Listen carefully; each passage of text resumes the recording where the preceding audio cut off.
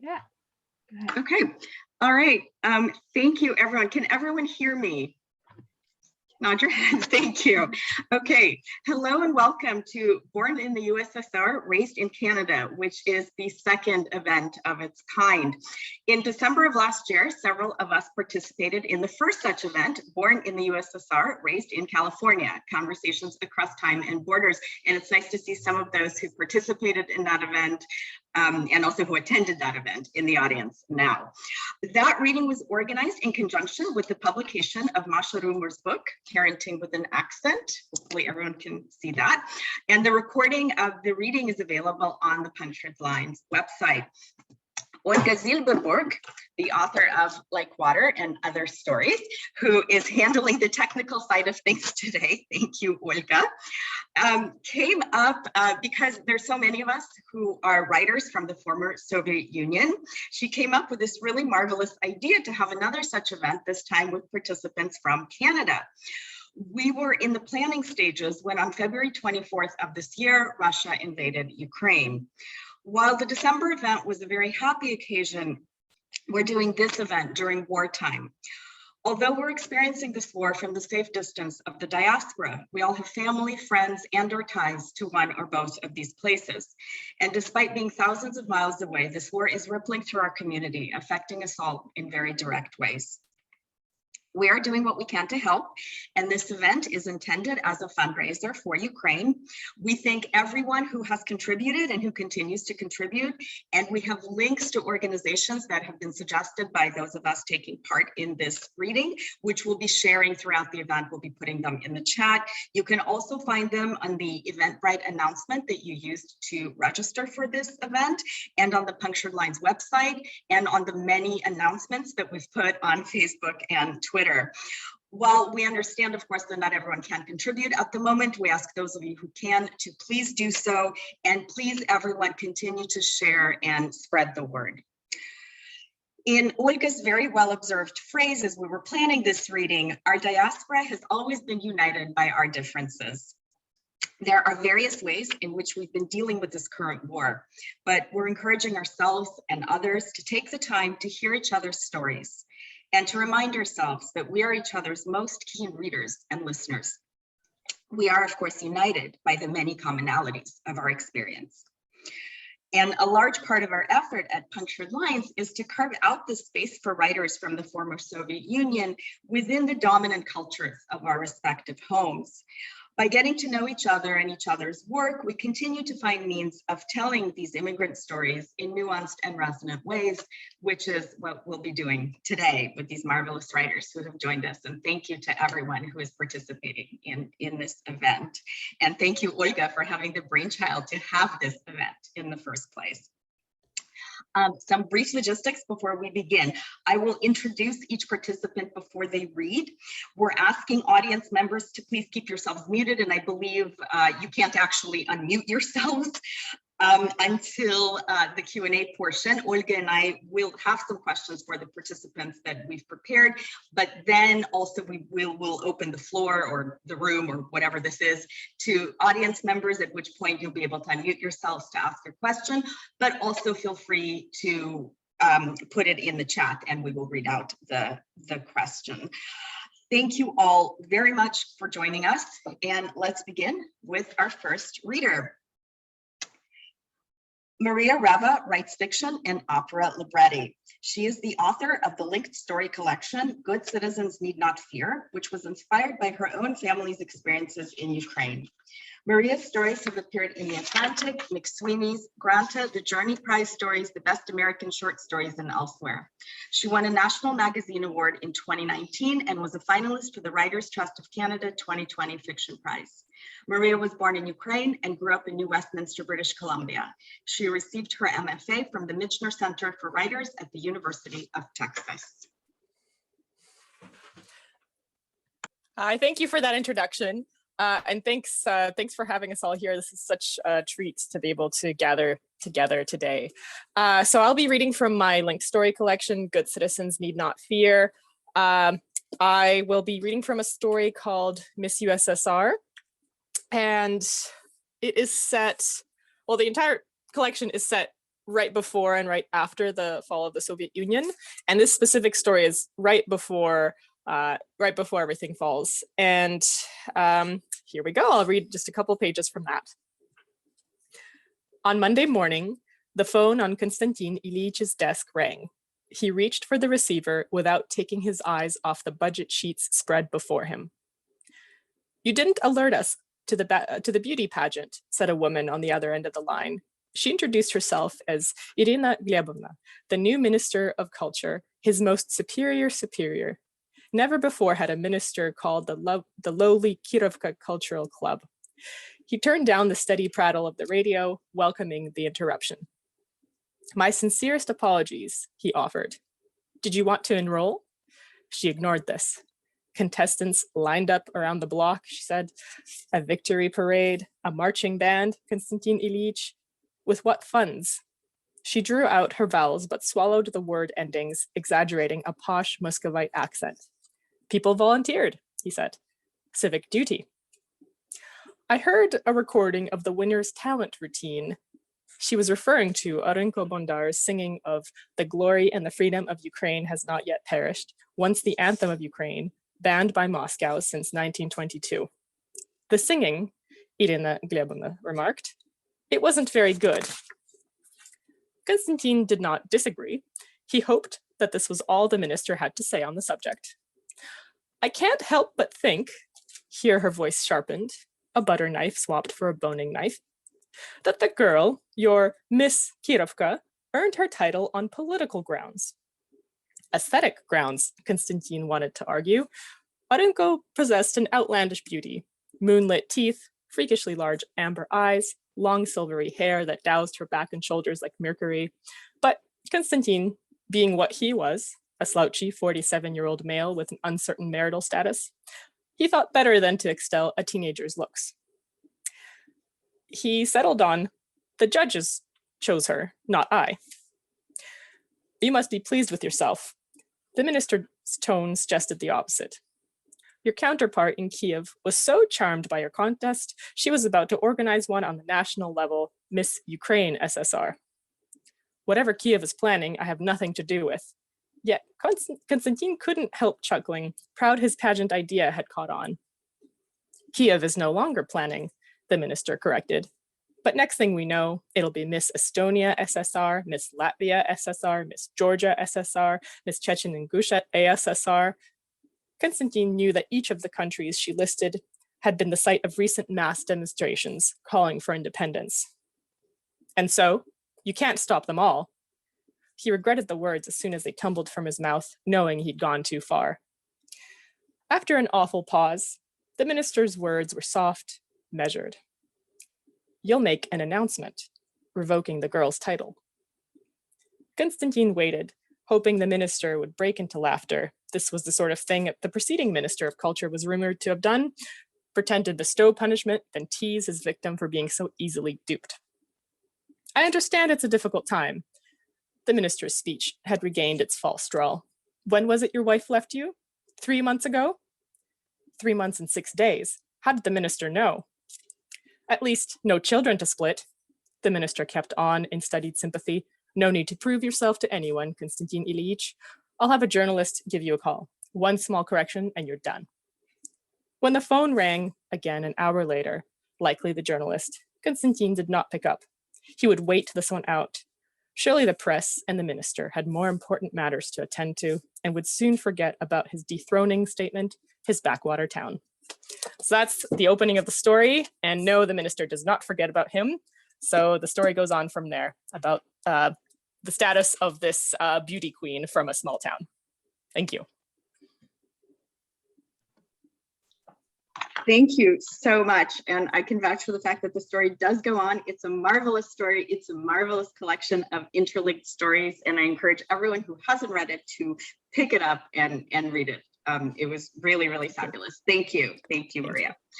Okay, our next presenter is Luba Markovskaia, was born in Leningrad and lives in Montreal. She holds a PhD in French literature from McGill University and works as an independent literary and cultural translator. Her writing on language, identity, and immigration has appeared in publications such as Mavis, Spirale, and Nuit Blanche, as well as in translation in Maisonneuve Magazine and Quebec Reads, and was shortlisted for the French CBC Nonfiction Prize. In 2021, she received the John Glasgow Translation Prize for her translation of Yelena Johnson's Field Notes for the Alpine Tundra. She sits on the editorial board of Spirale Magazine. Thank you, Luba. Thank you, Yelena. Thank you, Olga. Can everybody hear me? Great. So I'll be reading from an essay that it's one of the rare essays I wrote directly in English because I usually write in French. And so this essay is just a standalone, and I've also added a few self-translated parts from an ongoing manuscript, so bear with me. So, for most people, immigrating means saying farewell to their homeland and arriving in an unknown landscape. For my family, it meant landing in a strangely familiar place. Here, my mother immediately recognized the lakes surrounded by forests of spruce, maple, and birch trees, where she could forage currants and gooseberries and seek out edible mushrooms with her expert gaze. As she embarked on a new career, learning a programming language along with the 2 official languages of our new country, a generous Polish colleague of hers started lending our family a small cottage in Rodden in the summer. Rodden is an unremarkable town, similar to most French Canadian villages in the region, save for the fact that it carries traces of Eastern Europe, an Orthodox church and cemetery, as many Russian, Ukrainian, and Belarusian nobles settled in its countryside after the revolution. In Rodden, while my parents were working, I was under my grandparents' jurisdiction, and my summers were structured by my grandmother's strict daily program, reminiscent of Soviet pioneer camps. Warm-up exercises in the morning, Russian grammar and history lessons before lunch, followed by a swim in the lake, an afternoon stroll, during which we recited verses by Pushkin or Lermontov, and a Soviet film in the evening. As we walked on the side of the road along dense pine groves, we would often encounter red private signs nailed to the trunks of trees. Privat, privat, my communist grandma would throw up her arms. How can the forest be privat? My mother, my sister, my nephew, and I still head to Rodden every year to go mushroom picking. If all the best ones are already gone by the time we arrive, we sigh with a mix of resignation and reverence for the Polish foragers that presumably got there before us. I follow my mother down forest paths as she spots edible varieties, and when in doubt, tastes a tiny nibble to check for bitterness. This one you just need to boil for a really long time, she tells me as she spits out a small chunk of mushroom cap. Somewhere between Eastern European brazenness and North American caution, I trust her instincts, but would rather carry a field guide and triple check my findings online when left to my own devices. The Laurentian forest easily accommodates all the ancient remedies my mother prescribes. To stop blood oozing from a scraped knee, clean the wound and apply a leaf of ribwort. To chase away mosquitoes, walk in the forest while waving a large bundle of ferns above your head. As we stroll together along train tracks near my apartment, my mother points out sorrel growing in the cracks by the fence. I used to forage these when there were food shortages to add vitamins to the soup, she says. We used to take the elektrichka together, and you toddled around while I gathered. In the park, my grandmother gestures towards the mountain ash, heavy with ripe fruit. When the berries are nice and red like this, you harvest them and keep them out on the balcony all winter to bring out the sweetness. All of the lyrical poetry we've learned by heart, Yesenin, Pushkin, Lermontov, easily carries over to the Quebec landscape. Moroz i solnce, writes my mother, captioning a photo of an expanse of snow under a blue sky, quoting Pushkin. Or, as she marvels at the delicate catskins of a birch tree, she remembers Yesenin. Улыбнулись сонные березки, растрепали шелковые косы. Complaining about the heat and mosquitoes in the summer, we all return to Pushkin once again. Ох, лето красное, любил бы я тебя, когда в ней сноет, да пыль, да комары, да мухи. I sometimes think how lucky it is that my nature-loving mother and grandmother emigrated to a faraway country with such a similar climate to their homeland. While they struggled to navigate new languages and conventions, they were almost immediately at home in this natural environment with its rough winters and familiar flora. On our countryside walks with my late babuля, we used to sing a patriotic tune from the Soviet era called Our Land, Naša Rodina. The lyrics translate to something like, here a birch tree, there a mountain ash, a willow branch above the river, my ever-beloved homeland, where can one find another such place? I'm glad to know that though my uprooted mother may still struggle at times to adapt to the particulars of the foreign soil, she can look up and see a birch tree or a mountain ash, remember a few lines of poetry, and feel at home.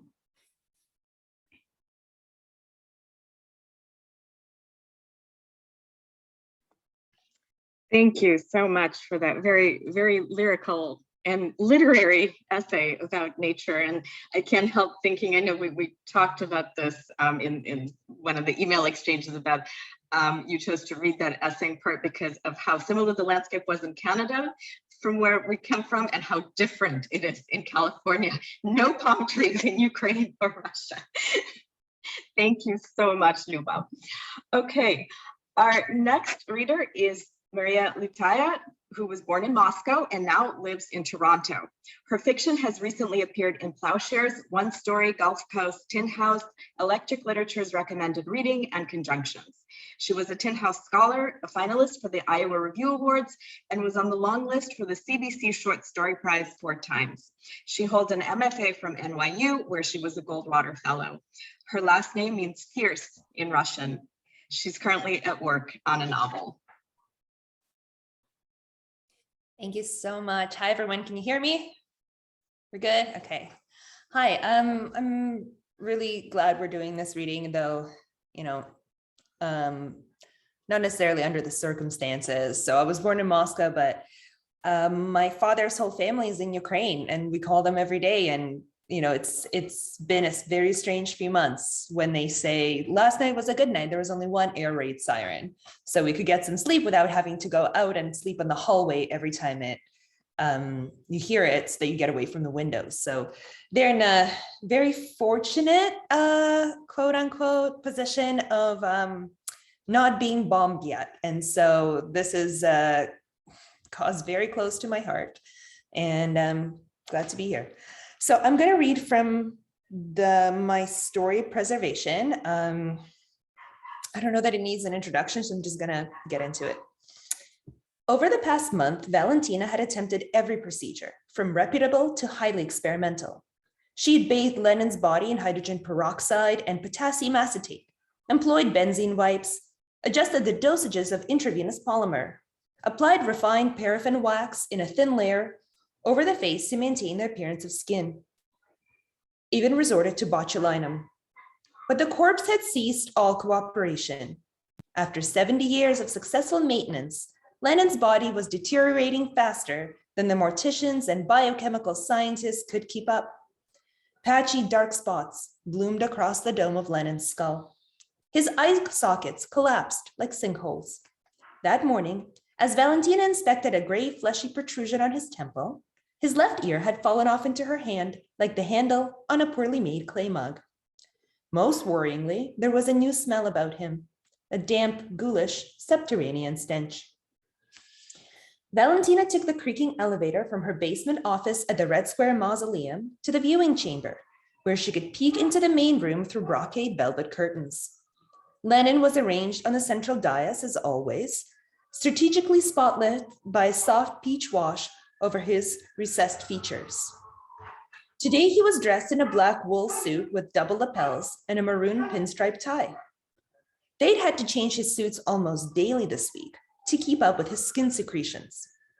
His face was serene, as though he was simply indulging in closed-eye contemplation after a busy day of guiding the proletariat.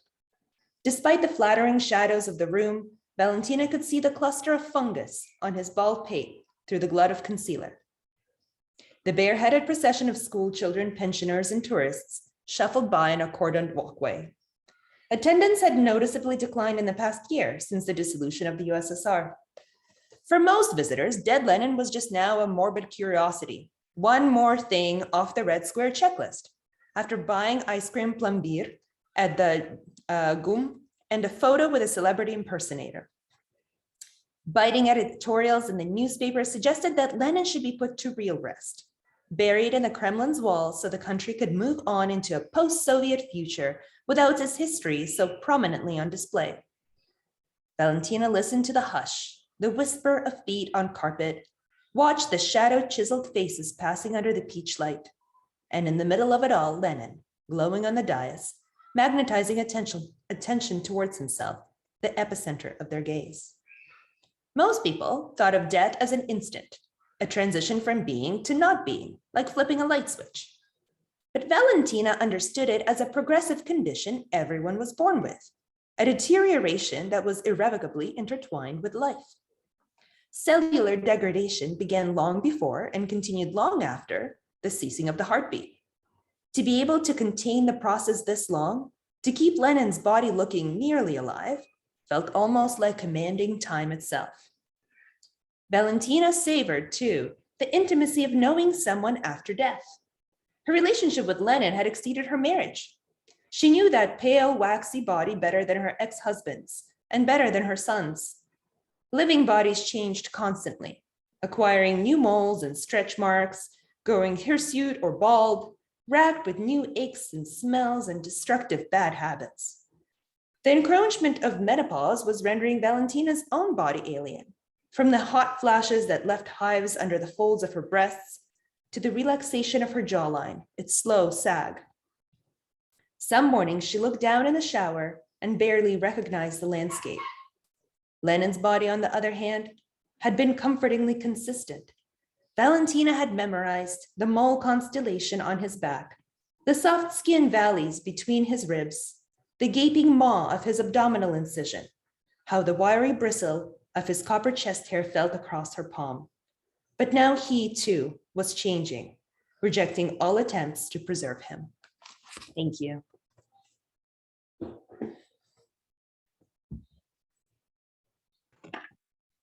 Thank you so much, Meredith. This is such a wildly imaginative story. And again, I encourage everyone to seek it out and read it. It is absolutely amazing. And you'll never predict where it goes. So thank you so much. And now we're all remembering the first time we saw Lenin, the first and only time, I guess, we saw Lenin at the mausoleum. Thank you. Okay. Born in St. Petersburg, but went back when it was Leningrad, Lea Zeltserman was raised in Edmonton and now calls Toronto home. She writes about Soviet Jewish food, history, immigration, and culture. Her work has appeared in the Globe and Mail, Tablet, The Forward, Chatelaine, Today's Parent, Walrus, and others. An essay on Soviet Jewish food was included in the 100 Jewish Foods anthology from Tablet magazine. She also publishes The Soviet Samovar, a monthly roundup of FSU writing. And if you haven't heard of it or haven't checked it out, I highly, highly recommend it. Thank you, Liana, and thank you so much to both Olga and Yana for organizing this, and really for everything that you've done to promote this small but growing collection of writers who are all sort of spat out by the Soviet machine into the various corners of this continent. So I will be reading from an essay that I have loosely called On Sprats, on Hunger, on Soviet Jewish Grandfathers. It's a personal essay that I'm still working on, and I've sort of extracted from the beginning, sprang out of some thoughts about furtive midnight snacking habits and kind of went from there. So I'm not sure if all the connections will be clear from this excerpt, but they sort of are there eventually. So midnight snacking. Hunger is a country we enter every day. That's from Hunger, an Unnatural History by Sharman Apt Russell. The smell lingers. Even after you've brushed your teeth and gone to bed and gotten up the next morning, something remains. You know this, but still you proceed. One night, you even slide out your phone and text photos to your mother because it's too late to bother anyone this side of the continent. A slice of dark rye topped with butter, cucumber, sprat, dill zapped over to her screen. You title it Midnight Snack. You congratulate yourself on your heritage eating and head off to bed.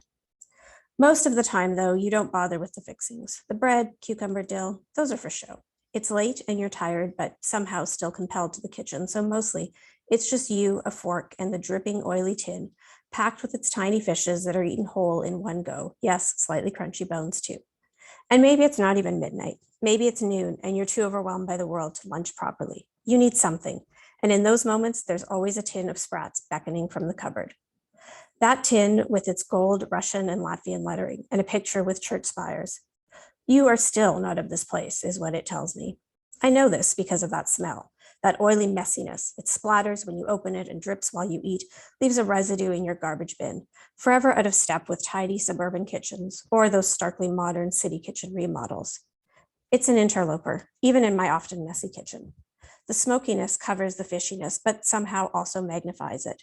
It morphs into its own very specific aroma, recognizable the moment you enter the kitchen. When my kids eat them, the scent ends up on their tiny fingers, in their hair, around their mouths as they kiss me goodnight. It migrates to their pillows and briefly becomes the defining smell in our house. It is not a socially acceptable odor. It'll waft in the air around you, very loudly Russian, and yet very personal because no one else has sprats at the top of their midnight snacking list.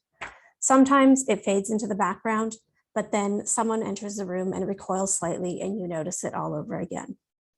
Sprats don't let you forget who you are. No, they hit you in the face with the messy reality of eating, but also a reminder that you have eaten, that there is food in this kitchen, in this home, and in this life. A small, smelly smoke signal back to the past, to the black and white photos on our walls. And in those photos, my maternal grandfather was born into the so-called breadbasket of Europe, but instead it became a place of hunger, of the Holodomor, of the Stalin-made famine from 1932 to 33. He was not even 10, and around him, millions were dying for lack of food. Between 3 and 5 million people gone. Historians don't agree on an exact number, but for a child, it can't have mattered. The numbers pile up into dead bodies just the same. 50 years later, in a future he could never have imagined, the Canadian city where 2 of his grandchildren grow up becomes the first place to erect a public memorial to that hunger. There's finally a statue in the city of his birth too, a stark stone mass, a mother holding the body of her child. Touching. But the dead remain dead, and there's almost no one left to remember the sounds of their voices anymore. World War II and the Holocaust arrived not 10 years later, and he survived that too. He joined the Red Army while his family barely escaped the city of Dnipropetrovsk before the German invasion. Today, it's Dnipro, but that is not where or when he lived. In my research, I read that much of Dnipropetrovsk's Jewish community escaped the Nazis. Brief sigh of relief. But then I learned that the Nazis still murdered some 20,000 Jews. 20,000. Who of his friends, classmates, neighbors, cousins? I read too that people were instructed to gather in the square behind the central department store in preparation for their murder by Nazis and their local collaborators. And I try to picture what it would have been like to find yourself against the mundane backdrop of errands, heading toward the last parts of your life. He witnessed none of this because he was a 16-year-old boy in a uniform carrying a gun. You can find lists of daily rations for Soviet soldiers on the internet now. How much bread, how much macaroni, how much tea, the extras for different categories of soldiers. I learn about a tea of desperation made with boiled carrots and a tree fungus. I read obsessively, looking for snippets of information, trying to piece together these facts and slot it into a sense of a person who ate to survive. All these events that now fill history books and lecture halls, they happen to him and around him, and they lurk about and then they out themselves in the tiniest of moments. Maybe it was in the way he always folded his bread in half, so he had a thick chunk filling his mouth when he visited us in Edmonton. My brother and I thought it was weird, something to laugh at. Or the heavy Russian food he kept eating in the Israeli heat later in his life. Or so I decide, having minimal facts to go on and a wealth of gaps to fill with my speculations, my imaginings, and my well-fed, comfortably raised perspectives. However stilted and childlike the conversations sometimes, he is the grandparent I knew best. The grandparent I knew into adulthood, spoke to on the phone, visited a handful of times. But I read over what I've written and all I see are the gaps, the outline of a life. Even if I knew what soups he ate, and if he tried that carrot tea, and what he thought of it, what of it? There's something untouchable at the heart of those experiences. I can recreate some approximation of the flavors, and I do, and I feed them to my children and write about how it's essential in understanding where we all come from, but I can't quite get there. A hunger that signals death and not mere inconvenience or a disruption to whatever I have planned for the day, I don't know that hunger. I'll only ever know my own hungers.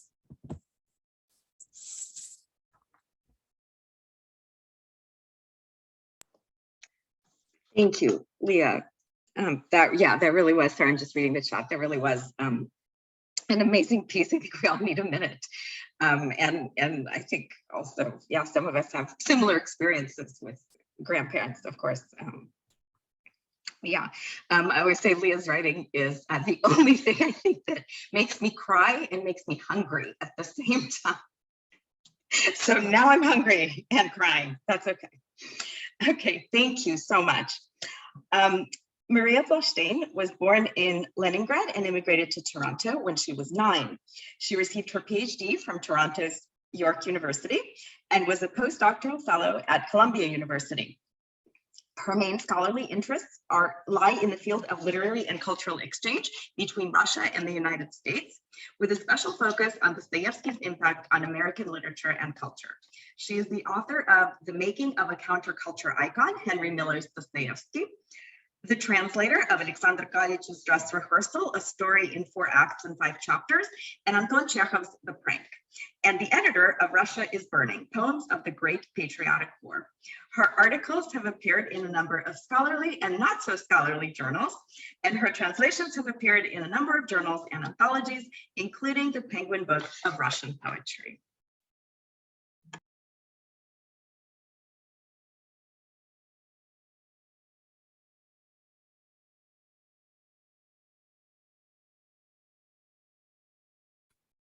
All right, thank you very much for that introduction. And I see I'm now unmuted.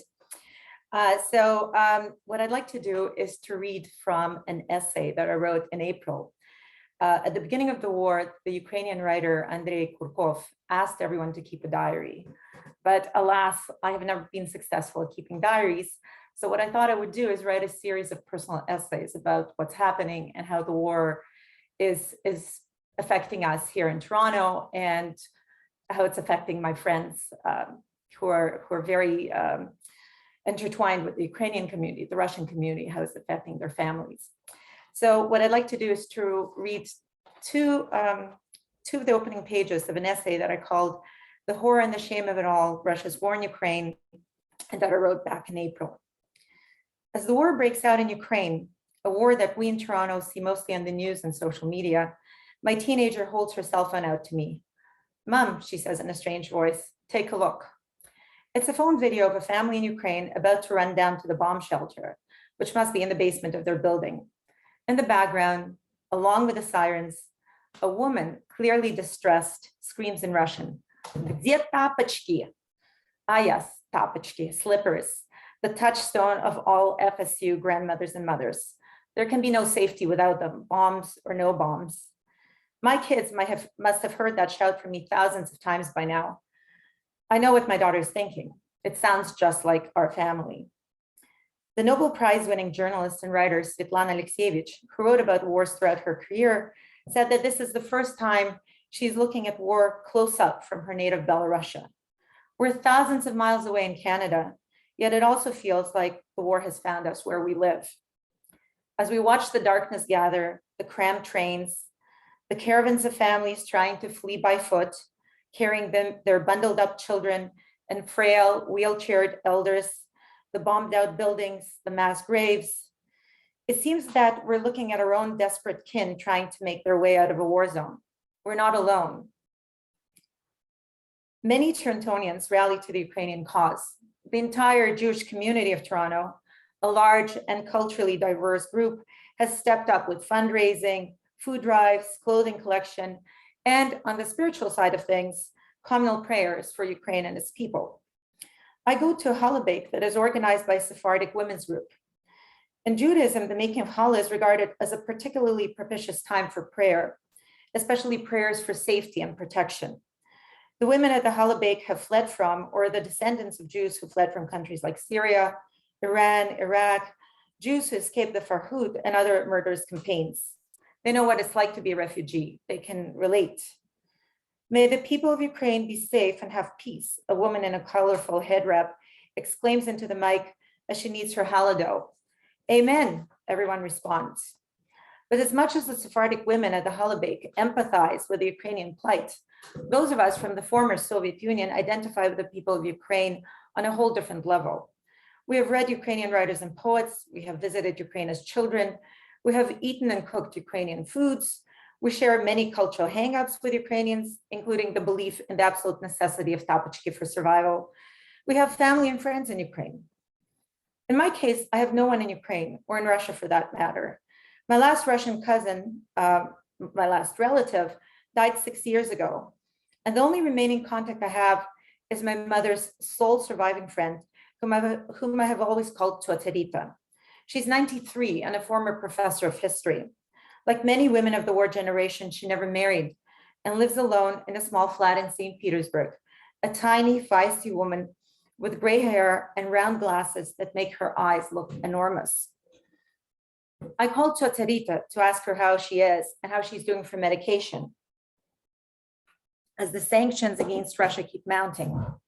She almost cries when she hears me. The horror of it all, the shame of it all, she keeps repeating. Just look at what he's doing.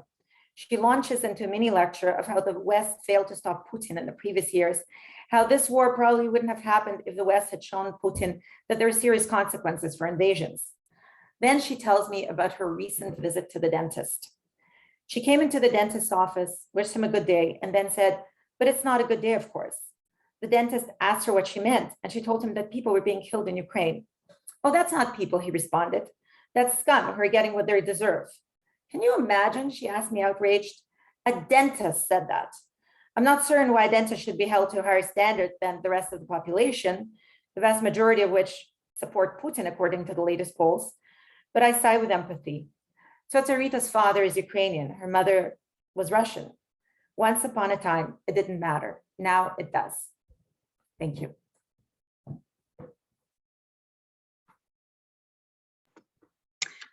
Thank you so much for that. Very, very moving essay. Yes. Yeah, I'm reading the chat. It is very, very powerful indeed.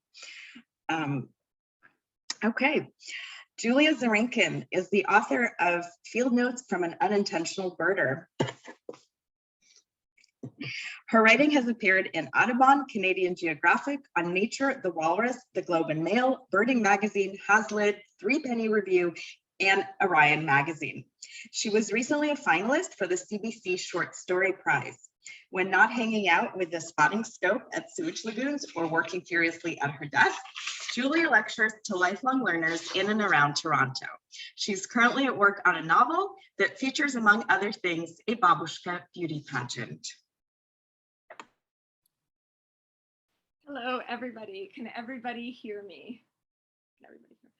Okay, it is absolutely wonderful to be here, and thank you so much to Liana and Olga for bringing us all together, and I'm so happy to be a part of this. I'm also a little bit terrified because I'm about to read a selection from my novel in progress, so bear with me. This novel called The Babushka Beauty Pageant is about 3 generations of a Russian emigre family here in Toronto. So a daughter, a mother, and her grandmother. And these 3 generations of women all love one another deeply, but have a really hard time expressing that love and seem to disappoint one another constantly. So the book is also about the impossibility of ever fully understanding another person, even and especially the people closest to you. So all you need to know right here as I begin reading is that Janie, the protagonist's mother, Galina Alexandrovna, has just come to visit her. Galina Alexandrovna didn't recognize her daughter any more than her daughter recognized her. That was perhaps the strangest thing about living in Janie's house and seeing her every day. This was the person she had raised, the person she had nursed for an entire year, toilet trained, slapped every so often, and then regretted it bitterly. This daughter of hers, who she didn't quite know how to love, but loved as best she could. This daughter who had always preferred Baba Anya to her. This daughter she had taken to the ER with asthma attacks throughout her childhood and who slept in her bed when she couldn't breathe. The strangest thing for Galina Alexandrovna to realize is that she had no idea who her daughter was. She found it easier to talk to Scott, even if he was the son of a woman named Dean, who believed in multicolored auras, collected crystals, and drank green juice. But she could read him. He was motivated, he worked hard. Maybe it was just that. She knew she loved her daughter, but sometimes she wondered what Scott saw in her. But maybe it was just that she was nothing like him. That Janie's mind scrambled in a dozen different directions at once. And that at the age of 37, instead of having a baby, she was immersing herself in adult ballet classes and learning to take up space in this world. Galina Alexandrovna had no idea what they talked about and what they did when she wasn't visiting. She didn't understand the contours of their world. She thought that spending 3 months with them would give her greater clarity about her daughter, but it just made the edges blur even more. And yet she saw Scott's eyes light up when Janie walked in the room. But mostly she wondered how it could be that somebody as driven and goal-oriented as Galina Alexandrovna could have given birth to someone as indecisive as Janie. Someone who saw the world in her own way, who invented self-improvement projects for herself and then abandoned them halfway through. Who was this person? And then there was the furniture. For a long time, Scott and Janie's home looked like it belonged to graduate students and not a faculty member with tenure and his librarian wife. Sometimes when Galina Alexandrovna spoke of Janie's job to her friends, she mentioned that her daughter had the equivalent of tenure for librarians. She was a really good one, a valuable asset to the institution. Without her, the modern languages department would be lost. Her daughter was just that good at what she did. When in fact, Galina Alexandrovna had no idea what it was her daughter did from morning until evening in her office in the lower floor of the library. All she knew, because she had been told this explicitly, was that Janie did not stack books. And for that, she was grateful. Janie had told her mother that they'd started investing in furniture, and Galina Alexandrovna expected to find a stienka, lacquered shelves with European Louis XV style tables and chairs. She imagined 18th century flowing drapes with ruffles adorning the living room. A real professor's house is what she wanted for her daughter. Has he bought you a fur coat? With his promotion to full professor, he'll be able to afford a mink coat for you. That's not really my style, Janie said. What do you know about style? Any self-respecting professor's wife should have a fur coat. When Janie shrugged, Galina Alexandrovna added, well, you're probably worried about the animal rights activists. Remember when those anarchists yelled at Baba Anya for wearing her karakul coat on the subway? I don't think they were anarchists. They just believed in animal protection. I had to give Baba Anya a double dose of volocardin when she came home. There's so much activism in this country. Everybody is always protecting something, standing up for rights. Nobody stood up for me when I came to this country with a medical degree, and instead of delivering babies, I had to spend my life in a windowless ultrasound room doing transvaginal ultrasounds. Who cares about the rodents that end up on people's coats? I'm supposed to empathize with the soul of a muskrat? Janie never knew how to argue with her mother when their conversations degenerated to fighting for the rights of rats. Because in the end, it's true. Nobody had ever stood up for Galina Alexandrovna. She had arrived in Canada with certified translations of her diplomas, her medical degree, even her high school transcript, which boasted all 5s, and the invitation she had to the Komsomol as one of their youngest members. She had arrived in this country ready to deliver babies. She even knew how to perform a breast exam that rivaled the best mammogram machines. She had learned from the best, and her fingers detected abnormalities before any kind of electrical device. Galina Alexandrovna had the soul of a medic. I'm sorry you could never be a doctor in this country, Mama, Janie told her. I'm going to stop there. Thank you so much.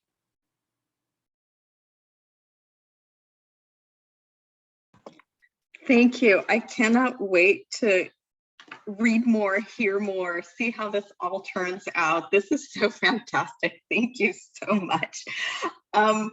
Okay, thank you all to every single presenters, and let's give them a hand, put emojis on screens, applaud, put it in the chat. They all did such a fantastic job. Thank you, all of you. We now, yes, thank you, clap. Feel free to clap silently. We now have some questions for them that Olga and I came up with. And then we will open up to questions in the audience. So audience members, feel free to put your questions in the chat if you'd rather do that. At a certain point, I think you'll be able to unmute yourselves and ask the questions. But as people are maybe putting them in the chat, some questions that Olga and I had, and this first one is perhaps one that everyone expects, right? What values of Soviet upbringing have been the most challenging to translate to a Canadian environment? I remember talking about that at the last event about like American environments. So anyone who wants to answer.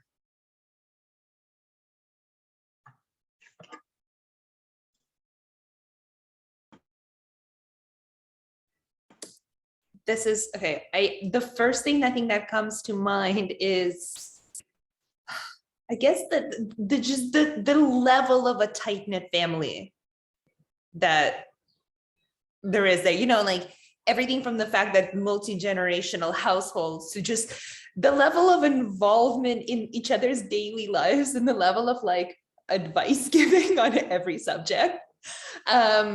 Which I think it's funny. It's like I still, you know, I'm at 35. There's still that question of, you know, just a different mentality. That's kind of been, I remember everything from just immigrating and then trying to explain it to my friends that like, no, that's just how we do things. And it's still the same. Yeah, I just want to add to that. Another thing is just the level of volume. Like, I think I first noticed this when I was away at college, and you know, I had a roommate, and I would talk to my parents on the phone every night because that's another thing that my family requires. And I just remember after every conversation, my roommate would say, "Oh my God, that was a brutal fight." And I'm like, "Oh no, we weren't fighting. We were just, you know, this was a loving conversation." But just the volume, the pitch at which everything happens, I think is elevated, at least in my Russian emigre household. And also, yeah, just the conflict, the constant conflict, and that parents can say anything to their children, and it doesn't matter if it comes from the right place, right? Я это делаю с наилучшими побуждениями. That's what my grandmother always said. So that, I think, was initially hard for me to translate, and I guess that's you know, that's sort of the main thrust of my novel, in a way, the way these families relate and the pitch at which they do so. Yeah, if I could jump in for a sec, I just want to say that, you know, the response of my family, how we adapt like our culture to the Canadian culture, would be, what Canadian culture? You know, that was when we came from Leningrad. My mother, of course, comes from an even more exalted place, Pushkin. So it was very clear, it was made very clear to me as a young child that we're coming to a place with no culture. And we have to work very, very hard on retaining what we have, lest we succumb to this cultureless blank space that will envelop us inevitably. No matter what, we should fight the good fight. So that was our response. I completely relate to that. I think it's been like what literature also for me, because I studied literature, and it was like for a long time, there's a very distinctive French language literature in Quebec, and like that was not an option to, I mean, especially for my grandparents, because of course, like for example, my mother has evolved on these questions. But also I think everything else is, I'm wondering if it's Soviet or just the idea of being a child of immigrants in general, or maybe there's some Jewish Soviet family in there too, but just the idea that like you have to live up to certain expectations regarding like an idea of success. And I'm a really terrible immigrant's daughter, but like it's always the idea is there. Like I'm a terrible immigrant's daughter, but I'm aware of it. I would also just add the kind of related to that is this. First of all, everything that you all said was already in my head right away, especially that sort of conflict. But it's not really conflict, but it is. But it doesn't matter because you're still always like there's no silent treatment, you know, for 3 years kind of thing or something. But the school expectations, and it's something I've really noticed since having my own kids, that there's just these unspoken, like I just knew that I had to bring home certain level of grades, and I have no idea how that, you know, my parents conveyed that to me. I just knew it was there, and it was always so strikingly different from everything around me, where it's like, oh, just do your best, and that sort of like, you know, being nice and being accepting. And it was just like, no, you're bringing home at least 80, and really it's got to be like at least 85, and it was unspoken. Like I just knew. And I remember as a child, and then now as a parent, I see it around me as well. And I realized that like, that's the only thing I ever knew, that there was no other way to think about how you raise your kids, to think about school, to think about what you're going to do with your life. It was just like, this is the way it is. And it's nice that you tried your best, but unless your best was over here, the best is irrelevant. So yeah, that's kind of. And I'll jump in there as well, and I'll say something I think is distinctive to the Soviet, like the post-Soviet upbringing, is also the kind of dark humor that we all have. And I think that comes from this tradition of living through uncontrollable circumstances. So if you can joke about something, you can rise above it and take away its power. And that kind of dark humor I feel like it's not always understood here in the West. So for example, when my book came out, it's kind of marketed as a funny book. Like on the cover, it says it's supposed to be funny. But I've gotten readers write to me saying how very unfunny it is and like how dark it is and why is it marketed that way? That's not right. So yeah, I find that readers here, they try to either be on the dark or on the light. It's hard to combine, I think, into the same thing, which I think is distinctive to our upbringing. Yeah, very dark humor. In general, darkness.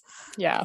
Especially with kids. I was trying to write a children's book at one point, and I'd given it to a friend to read, and he kind of went, you mentioned Stalin, and this is so awful for children, and they need to be protected. And I was like, oh, like I really hadn't thought that there was anything wrong with talking about very dark topics to children, which, yeah. Yeah, Stalin is the bar. Like, I don't see what's wrong with it, really, seriously. I'm sorry, I'm laughing. I was laughing through all your answers because I'm like totally nodding my head.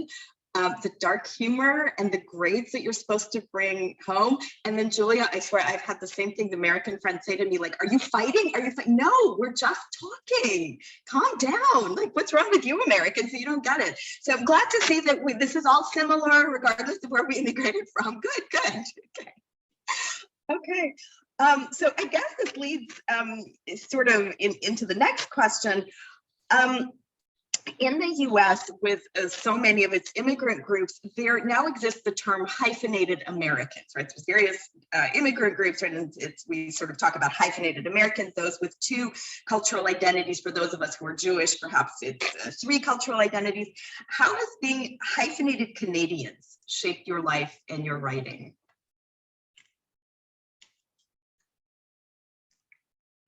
Well, I'll start because it's a little different for me. I think being in Quebec, there's like there's already, it's a mix of everything. And I think I can see a difference between the way these hyphenated identities are treated in the Anglophone world versus Francophone. For example, it's just more exoticized, I guess, in the French part, unfortunately. I mean, it's also evolving, but still, I think it's more normal. And just there's, for example, there are more English-speaking post-Soviet Jews than French-speaking. So I pretty much feel like an oddity. And a lot of the time I'll kind of gloss over it because it's like already Russian is a lot to take in. So I just kind of, I trying to explain, as we talked the other time, like trying to explain that you're ethnically a Jew, but not you know, as a religion. I kind of try to avoid the whole topic, but I think, yeah, there's a tradition in like Anglo-Saxon world of Eastern European Jews that's more present, and so it's not as exotic as in French culture. Something I've really noticed and become more conscious of over the years. I grew up in Edmonton, and there were very, very few Russians there. It's a tiny, tiny Jewish community, and even tinier subset of Russians. And especially because we left in '79, there was, you know, you could kind of count on both hands how many people really there were around. And I've really become very conscious of, and I think actually this probably applies in the States as well. I've become conscious of the fact that so much of that sense of your identity as a Canadian immigrant depends where you landed up. Because if you come to a place like Toronto, especially if you're sort of up in the northern part of the city, there's stores, there's people, there is a whole Russian world and bubble. And you can be in a bubble. Whereas for us, like, we sort of had no choice but to march forward.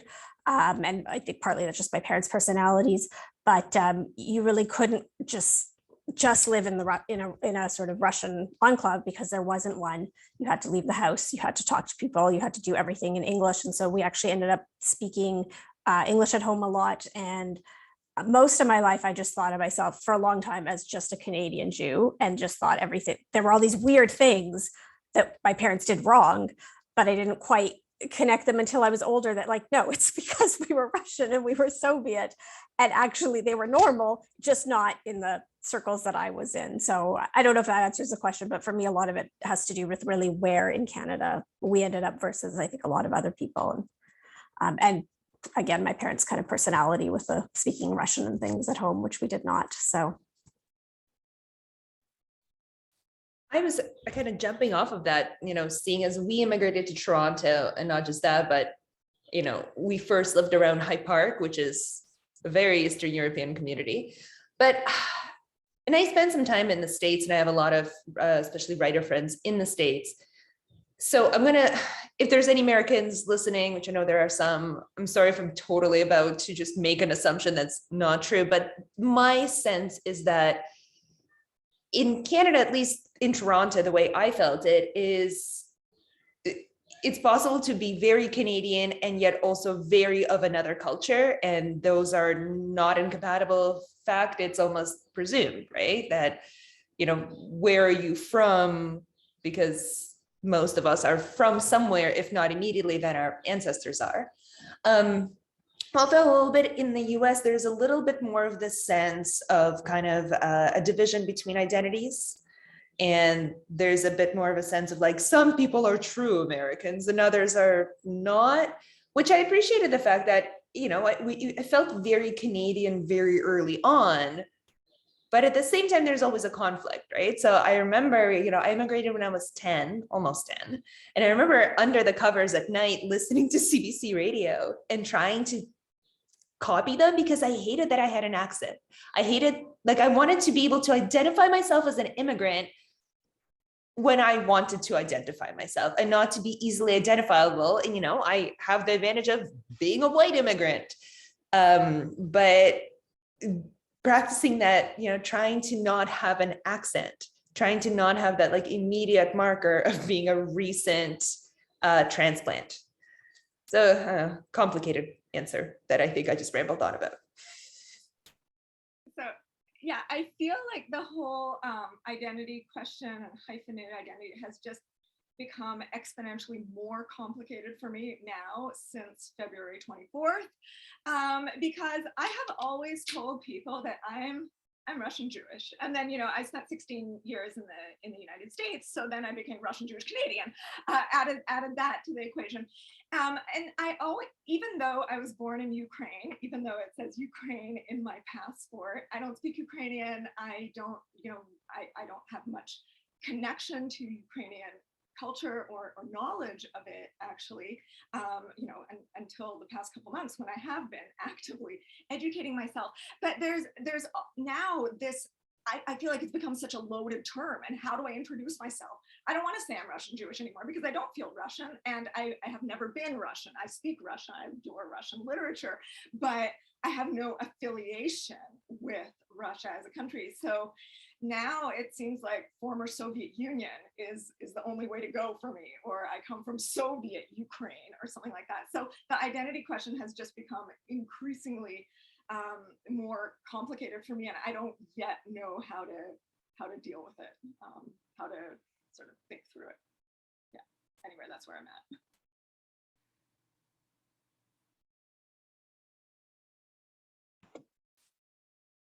I'm sorry, was someone else trying to answer that question now? Okay, I'm going to ask one more question, then we will open it up to the audience because I know there's a lot of questions in the chat. This is kind of a question about writing community. Olga and I started Punctured Lines because we saw an abundance of people, including ourselves, writing about the diasporic experiences, and we wanted to highlight these writers' work, which sometimes, but not always, gets promoted in the mainstream press. So a question to all of you, or whoever wants to answer, who would you say is the target audience or target audiences for your work? And what are the ways in which we can all support each other so that our various immigrant stories get told? And of course, our various immigrant stories are united, but they're also disparate.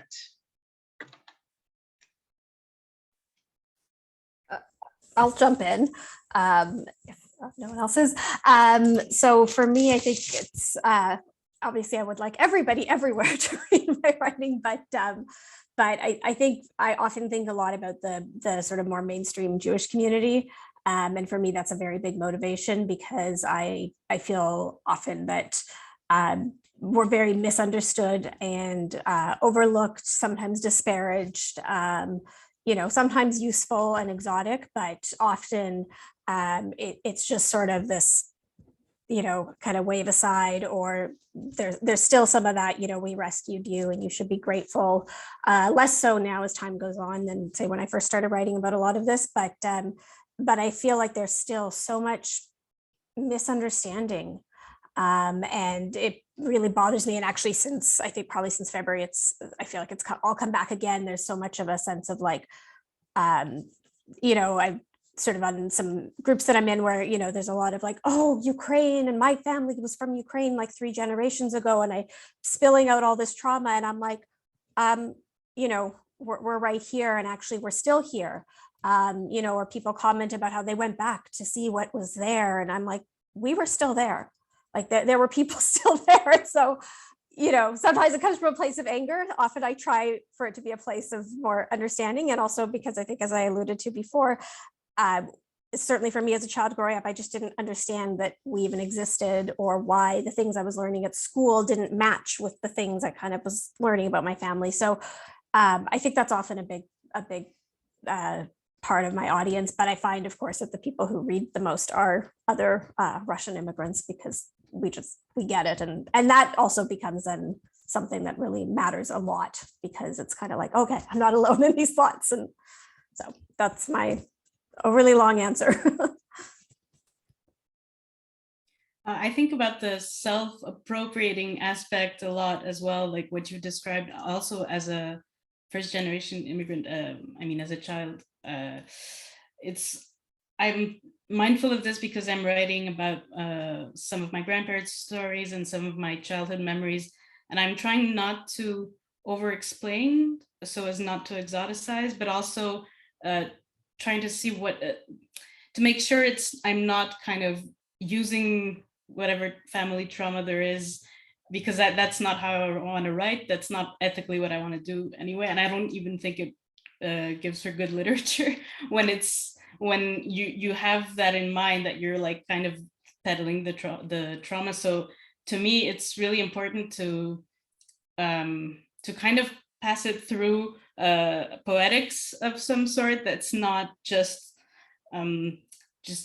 giving another kind of testament, like an immigrant document, but that's not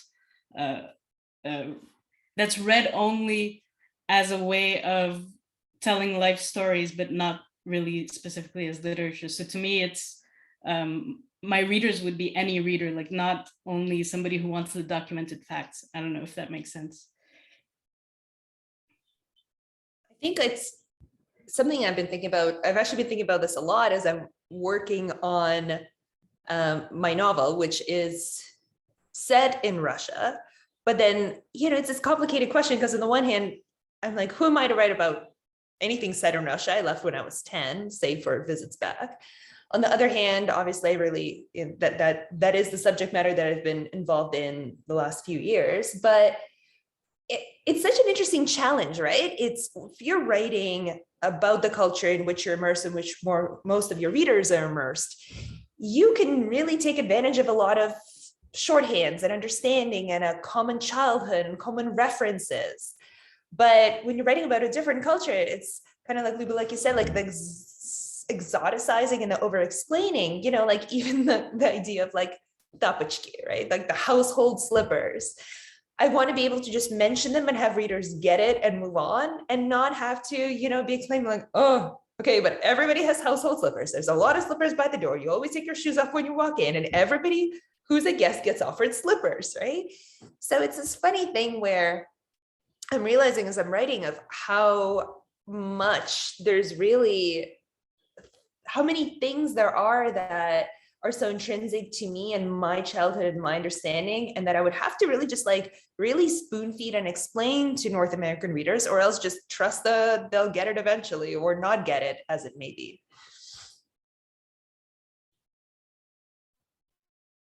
I just want to jump in and say that the work that I've been doing for the past, I don't know, about 8 years involved translation. And the poetry collection that I did, it was bilingual. So I'm constantly reaching out and sort of constantly, trying to explain and trying to mediate. And, I do it in this sort of semi-academic way. So I write these essays to accompany the work, and then I can sort of explain the nitty-gritty, and, hopefully it'll be understood and within the right context. And I mean, I have to do it in the context of my own family because my husband is Canadian and my kids are very Canadianized. And so I keep having to, mediate and negotiate and all that stuff. And I just want to say what a delight it has been to read your work.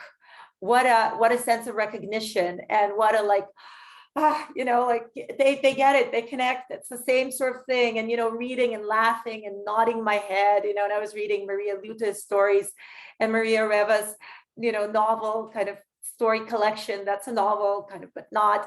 And I was reading, and every step of the way, I was saying, yeah, you know what, I totally get that. And nothing has to be explained to me. And I sure hope the Canadian or American readers get it. And if not, too bad, And I just really, Lea Zeltserman's essays and Luba's essays, it was such a delight and such a relief, So I think we are probably our own best readers, but I think we should still continue to reach out and, to educate the culturalists about, about what it really means to be cultured and so on.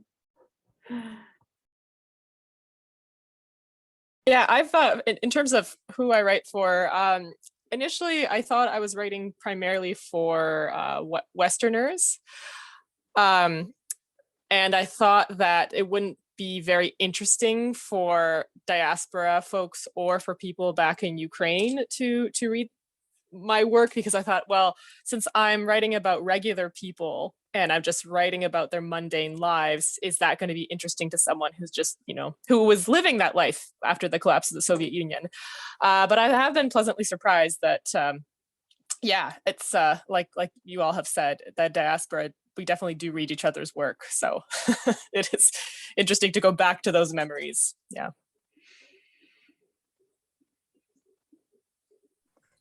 I've had people come up to me. I think when I first started to realize that this matters to other Russian Jews, Soviet Jews, whatever we're going to call ourselves at the moment.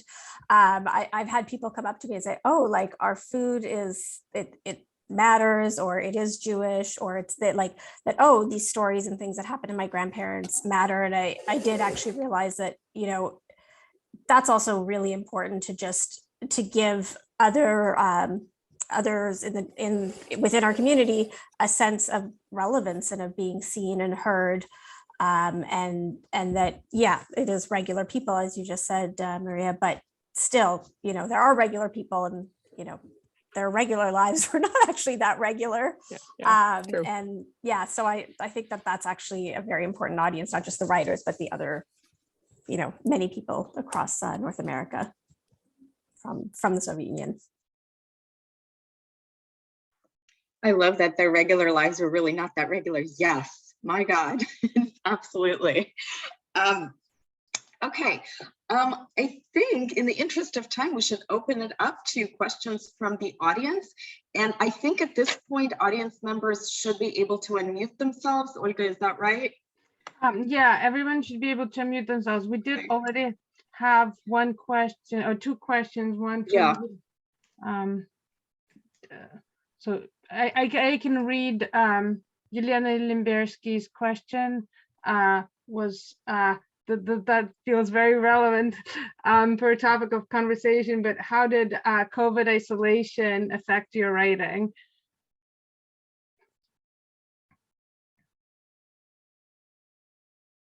I can jump in. I think writers were well suited for the pandemic. At least, speaking from my experience, I was already working from home and not talking to the broader world that much. So I feel like for me, it was a continuation. I was very fortunate, and my contracts weren't canceled. I had heard of like translation contracts being canceled and such, and there was definitely a worry in the publishing industry about how we were all going to weather this. But yeah, at least from my perspective, it was I felt like finally everyone else was starting to live the life of a writer, So yeah. Yeah, it's the same thing for me. I work as a freelance translator mostly, so it was the exact same, like I was in the same chair and things didn't really change much. I had like for about 2 weeks, I was a bit afraid I was going to lose some contracts, but it ended up being fine. And I guess what the pandemic paradoxically allowed me is to be a little bit more creative. So I didn't really allow myself to write before. And with the pandemic, I was like trying printmaking and other things. And so I was like, well, maybe, that thing you've been repressing for so long, it's the moment to try it. So I guess it had like a weirdly positive impact on me. I had a deeply unproductive 2 years. So, I mean, for me, it also coincided with having a baby in summer 2020, which was sort of not the way I was hoping my motherhood would go, experience having it in a pandemic. But yeah, I don't know what it was, whether it was just catastrophizing creatively, which is what kind of fiction is. You have to put your characters in really terrible circumstances and then maybe get them out, maybe not. I sort of lost the drive to do that because things were just so bad externally. And like the world was already responding to my anxieties by manifesting them in real life. So it kind of felt like, so I definitely for about a year, don't think I wrote a word. And then I got back to it within the last year of working my novel, but really picked up speed the last, the start of 2022. But yeah, I actually found it a very unproductive time. Yeah, I just want to amplify that, just, kids and the pandemic and dealing with kids. I had 3 on Zoom, like the computers would keep breaking, the Zoom would get disrupted. I had an elderly parent who stayed with us during the pandemic. So I found myself becoming totally nocturnal. And my sleep was cut down to maybe 3 hours a night generally, but that was the only time where I could just like shut everything down and start doing some work, something that I considered important, rather than negotiating, all the Zoom sessions and the kids and the grandparent and just, everyone all of a sudden want to eat.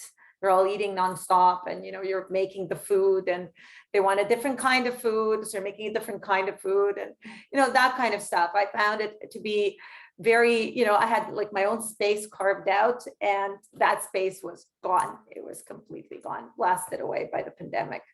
So yeah, I'm glad it's kind of over. I'm glad the kids are back in school. That's all I can say. Wow. Yeah, I have. Oh, Oh no. so sorry. Go ahead, Julia. Oh no, I was just going to say I can't even imagine going through the pandemic with children. But for me, the pandemic coincided with my first book being published and launching a book into the pandemic. I mean, same as Maria Reva. And so that had its own challenges, but you know, the book that I wrote was about becoming an unintentional bird watcher. And suddenly during the pandemic, everybody was looking to nature because that's the only thing we could do, right? Get out of our house, go into nature. And so ironically, it ended up being a wonderful time to publish my book. And it's done really well. So that was a very, very strange silver lining. But I think like Luba, the pandemic sort of forced me to take more artistic risks, and I had always wanted to write a novel, and then I finally actually sat down and started doing it. So yeah, it was a strange time, but also a good time. For me, I have two kids as well, and they were at home from school. So I think the pandemic was, you know, there were parts that I never want to relive. I actually work, my day job is hospital communications. So a big sense of the pandemic for me in terms of my writing life was that had just been completely taken away. And I was spending 16-hour days kind of dealing with work things. But what I found is that, you know, that's obviously receded. And it was two things that I found. On the one hand, I spent my whole life kind of, and especially the last few years, reading and researching and like trying to understand all these things that my parents and grandparents had been through. And I found myself kind of feeling like, oh, like they went through all these things and somehow it wasn't helping me to like deal with what was going on, that I couldn't find the parallels anymore. And I couldn't find the, I don't know, it's a little bit cliche, but like sort of, you know, they went through things and they survived it and I should be able to survive this. But I also found that there were times when, ironically, I was kind of escaping my anxiety by reading about, you know, horrible things that had happened in the past. So it was a time for a lot of reading and research because, you know, when I was kind of getting a bit overwhelmed by all the headlines and things that I was also reading at work, I sort of was like, okay, I'm going to go read about this other awful thing, but it ended and I can find some comfort there. So it was sort of an odd time. And now as things have calmed down a bit and schools have reopened and the hospitals are a little bit calmer, I've been able to get back to, I guess, some sense of normal. So.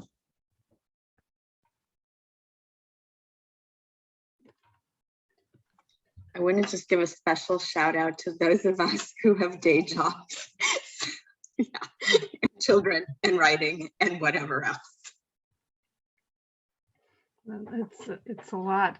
And then our next person with question, I think, was Olga Lipshin, and I was wondering if maybe she wants to unmute herself and ask it, or I can read it, read the question. So it's a question to everyone. And so do you think the Canadian layer of upbringing is substantially different from a US upbringing? If so, in what ways? For example, when I visited Toronto, Olga says, it really stood out to me in a positive way that many people live in apartments versus in the US, the suburban home. And how, you know, yeah. And the school district, I assume, are differently organized. Yeah, what do you think? I know I'm not sure if everyone has the experience of being able to compare to the US, but yeah, but if you have any thoughts, it's for those of us in the US, it does sound very interesting. Well, that's funny that Olga, that you associate Canada with apartment living, because I think Toronto and probably Montreal a bit are probably almost the only places in Canada that are like that. And most of the country feels, to me, and from what I've seen, obviously I haven't seen the whole country, we're actually very suburban and everything's very sprawly and spread out. You know, I always think of, in the States, you have an array of cities to choose from, and here, like, there's, you know, a couple very big cities, and then there's an even tinier handful of mid-sized cities. And there's really, like, you know, not a lot of other places Not to say that there aren't lots of small towns, and especially for anybody who might be watching who is from a small town. But in that sense, we actually are much more, we have a lot of empty space, and yeah.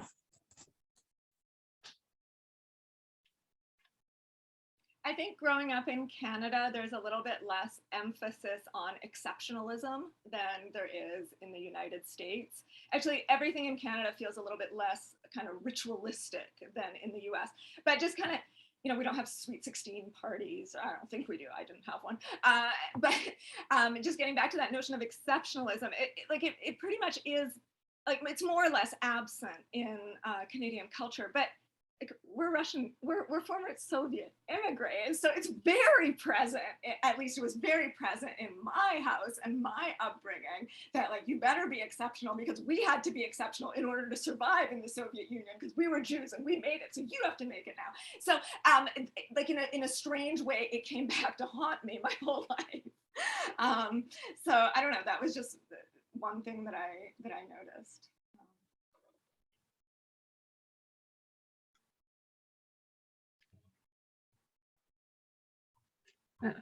Maybe a related question to this is the question asked by Olga Stein, is if you have been aware of other Canadian Russian Jewish writers.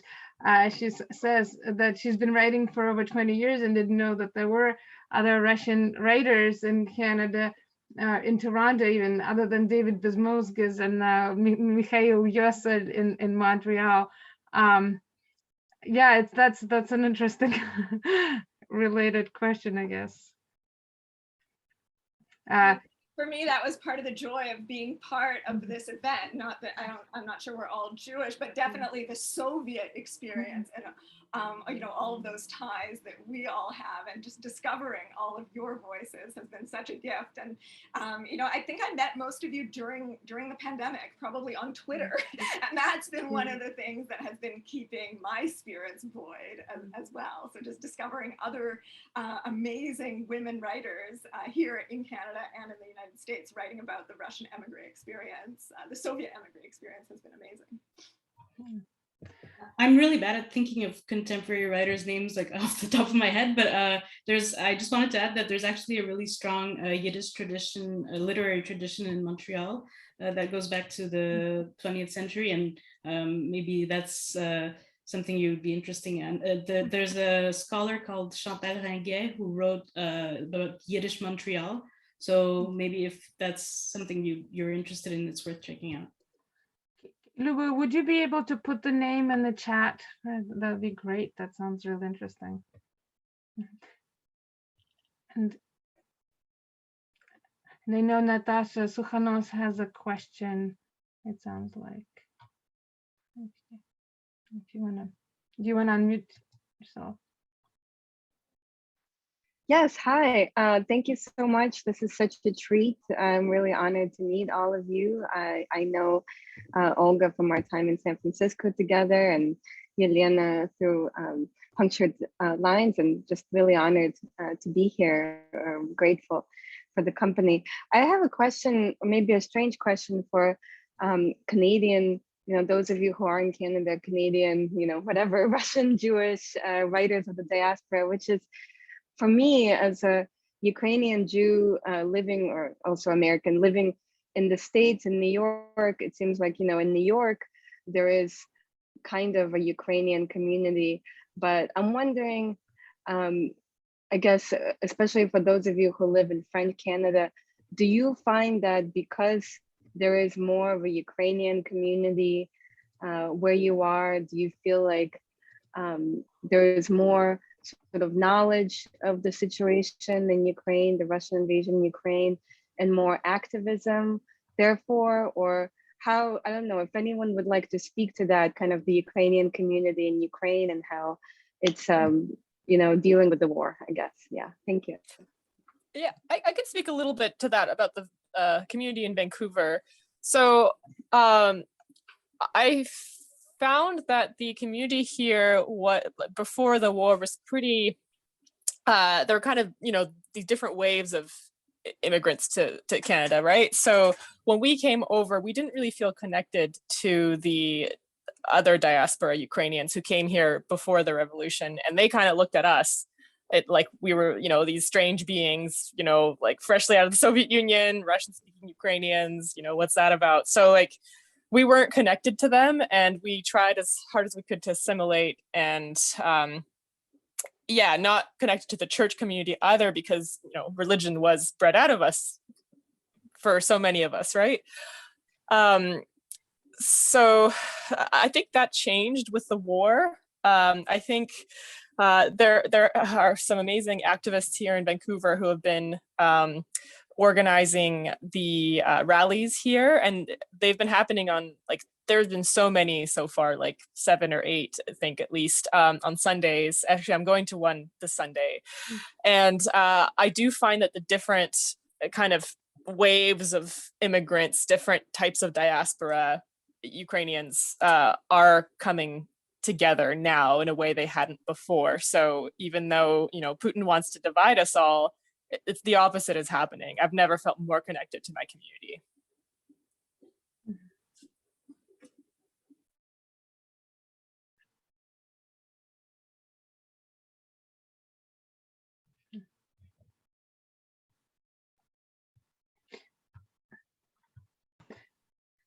Okay, I think unless someone has parting comments, I think probably in the interest of time, we should end this conversation, even though no one wants to. But a huge thank you on behalf of Olga and myself at Punctured Lines. A huge thank you to all of you who have presented, who have read, who have taken the time to be here. Thank you to everyone in the audience who also took time out of their lives to be here with us. Please continue to donate to Ukraine. Again, this is intended to be as a fundraiser to help Ukraine. We have obviously the list of organizations. They're in the chat. They're on Punctured Lines. Please continue to spread the word, and please continue reading these and other FSU immigrant writers. There are a lot of us, and we are spread out everywhere, and it's so nice to see where we've all ended up, and it's also nice to be connected. I think I connected to most people here on Twitter, on the internet, right? So so thank you absolutely everyone, and continue reading and continue donating. Thank you all, and have a good night.